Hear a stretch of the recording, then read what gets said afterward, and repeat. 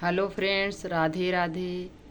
आप सभी लोग कैसे हैं? आशा करती हूँ कि हमारी माता रानी की कृपा से आप सभी लोग अच्छे होंगे, स्वस्थ होंगे, मस्त होंगे। तो आज हम आप सभी को शारदीय नवरात्रि की ढेरों सारी शुभकामनाएं देती हूँ मित्रों। तो आज हम आप सभी को नवरात्रि की बहुत बहुत सरल पूजा विधि लेकर आई हूँ। तो चलिए आप सभी को यही दिखा रही हूँ कि कैसे नवरात्रि की पूजा हम सब बहुत सरल तरीके से करें। और जो हाउस वाइफ हैं वो घर में हम महिलाएं कैसे माता रानी की पूजा 9 दिन तक करें। तो चलिए वीडियो को शुरू करते हैं। यदि आप सभी हमारे चैनल को अभी तक लाइक सब्सक्राइब नहीं किया है तो जल्द से जल्द मित्रों हमारे चैनल को लाइक करें और सब्सक्राइब करें, बेल आइकन को प्रेस कर दें ताकि हमारे वीडियो का आने वाला नोटिफिकेशन आप सभी तक सबसे पहले पहुँचे। तो चलिए वीडियो को शुरू करते हैं मित्रों। तो सबसे पहले हमें नवरात्रि के दिन हमें 3 अक्टूबर को हमें जल्दी से मित्रों उठना चाहिए। अपने नित्य कर्मों से निवृत्त होकर हमें जल्दी स्नान करना चाहिए। स्नान करके हमें स्वच्छ वस्त्र धारण करना चाहिए। धारण करने के बाद हमें अपने घर में जहाँ पर माता रानी की आपको पूजा करनी है, झांकी सजानी है, वहाँ पर आप थोड़ा गंगा जल डाल के अच्छे से क्लीन कर लें। क्लीन करने के बाद हमें एक पटा लेना है और पटे पर हमें लाल रंग का वस्त्र बिछाना है, इसलिए कि माता रानी को लाल वस्त्र बहुत प्रिय है, तो हमें लाल वस्त्र बिछाना चाहिए। इसके बाद हमें चाहे आप पुष्प का आसन दें या चावल का आसन देकर हमें माता रानी को वहाँ पर विराजमान करना है। इसके बाद हमें कलश की स्थापना कैसे करनी है, तो हम थोड़ा चावल लें और चावल चाहे तो आप रंग सकते हैं हल्दी में, नहीं है तो आप सादे चावल नीचे रख कर अष्टदल कमल चाहे बना लें, चाहे वैसे ही उसमें थोड़ा हल्दी और कुमकुम डाल दें। नीचे डालकर हमें कलश की स्थापना करनी है। कलश में आपके पास यदि पीतल का पात्र है तो और अच्छी बात है, नहीं है तांबा ले लीजिए, नहीं आप मिट्टी का बर्तन ले लीजिए, वो सबसे शुभ माना जाता है मित्रों। तो मेरे पास नहीं है तो मैंने यहाँ पर स्टील का लोटा लिया, आप सब देख सकते हैं। तो हमें लोटा लेना है, लोटे में हमें स्वास्तिक बना लेना है। स्वास्तिक बनाकर हमें उसको अच्छे से टीकना है और कंठ में हमें लोटे की मौली बांध देना है। लोटे के अंदर हमें सिक्का, सुपारी, लौंग, इलायची, पुष्प, अक्षत, ये 5 या 7 चीज़ें हमें लोटे के अंदर डालकर हमें गंगा जल, शुद्ध जल से कंठ तक भर देना है। भरने के बाद हमें पंच पल्लव लगाना है, चाहे आम का पत्ता हो या अशोक का पत्ता लगा दीजिए। और उसके बाद हमें नारियल में एक चुनरी लेकर लपेट लेना है और कलावे से बांधकर हमें लोटे के ऊपर हमें रख देना। चाहे आप पूर्ण पात्र रखें चावल भर के और उस पर रखें आप नारियल को, चाहे वैसे रख सकते हैं। फिर इसके बाद हमें दीपक को भी ऐसे चावल का आसन देकर हमें प्रज्वलित करना है। और करने के बाद हमें हाथ में पुष्प और थोड़े अक्षत लेकर हमें अपने व्रत का मित्रों संकल्प लेना चाहिए। और संकल्प लेते समय हमें यही माता रानी से प्रार्थना करना है, हे माँ, हम घर गृहस्थ में हैं, हमसे जैसे आपकी पूजा और व्रत बनेगा वैसे मैं करूँगी। और नाम गोत्र जो भी है आपका, जो आपकी मनोकामना है वो आप माता रानी से बोलिए। और बोलने के बाद हमें ये पुष्प माता के चरणों में हमें छोड़ देना है।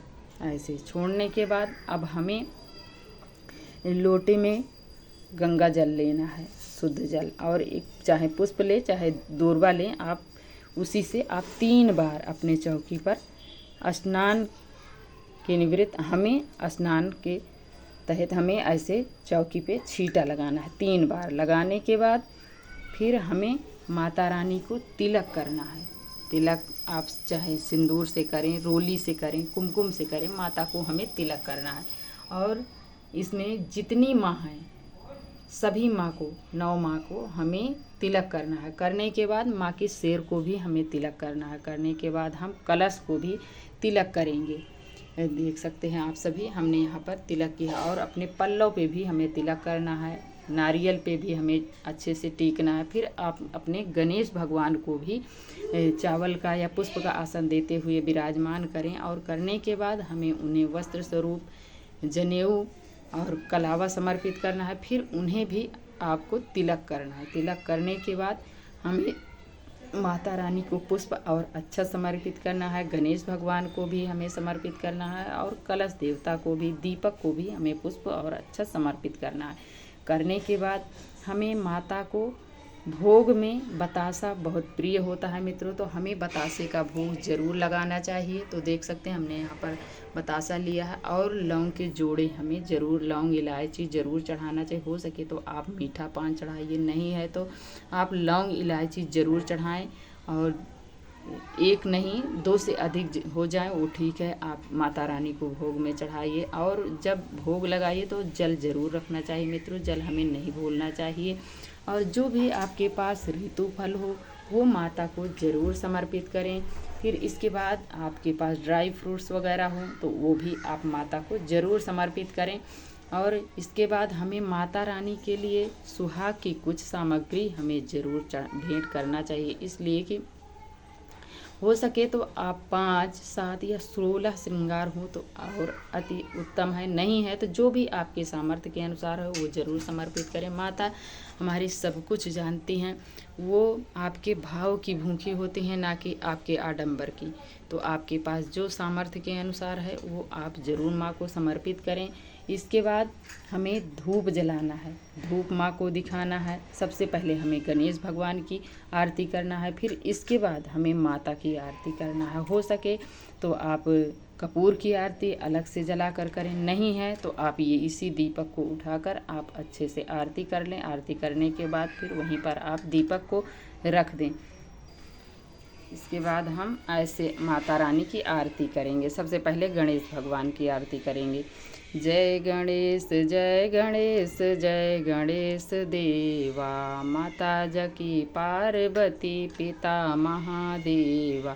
ऐसे हमें गणेश भगवान की आरती करना है। फिर इसके बाद जय अम्बे गौरी मैया, जय श्यामा गौरी, तुमको निस दिन ध्यावत सदा, मैया जी को सदा मनावत, हरि ब्रह्मा शिव जी, ओम जय अम्बे गौरी। ऐसे हमें मित्रों माता रानी की आरती करना है। अगर हम आरती पूरी करके आपको दिखाएंगे तो बहुत लंबी वीडियो हो जाएगी, इसलिए मैं थोड़ा ही करके आप सभी को बता रही हूँ। आप सभी ऐसे माता रानी की आरती करना। और इसके बाद आप चाहें तो दुर्गा सरस्वती का पाठ कर सकते हैं। इन 9 दिनों में हमें करना चाहिए, यदि आपके पास टाइम है तो आप ज़रूर करें। दुर्गा चालीसा करें, रामचरितमानस का पाठ करें, ये सब हमें माता रानी के पूजन में ज़रूर करना चाहिए। और आपको यदि नाम दान आप लिए हैं, गुरु मंत्र लिए हैं, तो आपको इन 9 दिनों में उनका जाप ज़रूर करना चाहिए। इसलिए कि कहते हैं कि ये 9 दिनों में यदि कोई अपने गुरु मंत्र का जप करता है तो वो सिद्ध हो जाता है। तो मित्रों हमें इन दिनों में ज़रूर करना चाहिए, नाम अपने नाम को जपना चाहिए और माता रानी की भजन कीर्तन करनी चाहिए। और इन दिनों में जो आप कलश की स्थापना किए हैं और माता रानी की ये फ़ोटो आप विराजमान किए हैं विग्रह, ये आपको 9 दिन तक ऐसे रखे रहने देना है, इसको हिलाना डुलाना नहीं है। आपको सुबह शाम माता रानी की ऐसे भोग प्रसाद और जल धूप दीप से हमें माता रानी का आरती ज़रूर करना चाहिए। और 9 दिन तक हमें माता रानी की बहुत विधि विधान पूर्वक पूजन करना चाहिए। और जो आप पुष्प चढ़ाए हैं उसको आप अगले दिन हटाकर ताज़े पुष्प चढ़ाएं। और हो सके तो आप जिस दिन स्थापना कर रहे हैं उस दिन माता रानी को फूलों की माला ज़रूर समर्पित करें, नहीं है तो जो भी आपके पास अवेलेबल है वो पुष्प आप चढ़ाएं। और हो सके तो आप पहले दिन दक्षिणा माता रानी को चढ़ा दें, नहीं है तो आप अष्टमी नवमी के दिन ज़रूर दक्षिणा चढ़ाएं। और हो सके तो आप पहले दिन माता रानी को सुहाग की सामग्री समर्पित करें, नहीं है तो अष्टमी नवमी के दिन हमें ज़रूर माता को कुछ ना कुछ सुहाग की सामग्री हमें मित्रों ज़रूर समर्पित करनी चाहिए। और इसको करने के बाद हमें माता से यही हाथ जोड़कर क्षमा याचना करनी चाहिए कि हे माँ, जो भी मेरे सामर्थ्य के अनुसार है वो मैं आपके लिए लेकर खड़ी हूँ माँ, इसे स्वीकार कीजिए और हमारे पूजा में रही कमियों को आप क्षमा करें। और हमें हमारे परिवार पर आप सदा अपनी कृपा दया माँ बनाए रखिएगा। ऐसे हमें माता रानी से हाथ जोड़कर विनती करना है। फिर इसके बाद हमें जो भी माता रानी को भोग प्रसाद हम चढ़ाए हैं उसको माँ को भोग लगाने के बाद आप जब दीपक शांत हो जाए तो उसे उठाकर अपने घर परिवार में वितरण कर देना चाहिए। नहीं तो वहाँ पर रहेगा तो चींटी चींटा कीड़े मकोड़े ज़रूर आ जाएंगे, तो उसको हमें वहाँ से हटा लेना चाहिए। और शाम को फिर माता को दूसरा भोग ज़रूर समर्पित करें। और जब भी भोग लगाएं सुबह शाम तो आपको लौंग इलायची का भोग ज़रूर लगाना चाहिए 9 दिन तक माता के भोग में। तो ये हो गई आपकी पूजा मित्रों। बहुत ही सरल तरीके से हमने करके यहाँ पर दिखाया है और ऐसे ही माँ की पूजा हमें सुबह शाम करनी है। तो आज की वीडियो मित्रों यहीं तक है। यदि आपको अच्छी लगी हो तो लाइक सब्सक्राइब ज़रूर करें और बेल आइकन को प्रेस कर दें। आपके एक लाइक से हमें बहुत हिम्मत एवं प्रेरणा मिलती है मित्रों, तो आप ज़रूर करिएगा। और जो आपने जल का लोटा लिया है, जब आप पूजा पाठ कर लें उसके बाद आप 3 बार इसी जल से हमें फिर माता की चौकी पर हमें ऐसे छींटा लगा देना है। लगाने के बाद हमें इस जल को उठाकर हमें सूर्य भगवान को अर्घ दे देना है। बस ये वीडियो आज की यहीं तक है मित्रों। और आप सभी को वीडियो देखने के लिए बहुत बहुत धन्यवाद मित्रों। राधे राधे, जय श्री कृष्णा, जय माता रानी की जय हो, जय माता की।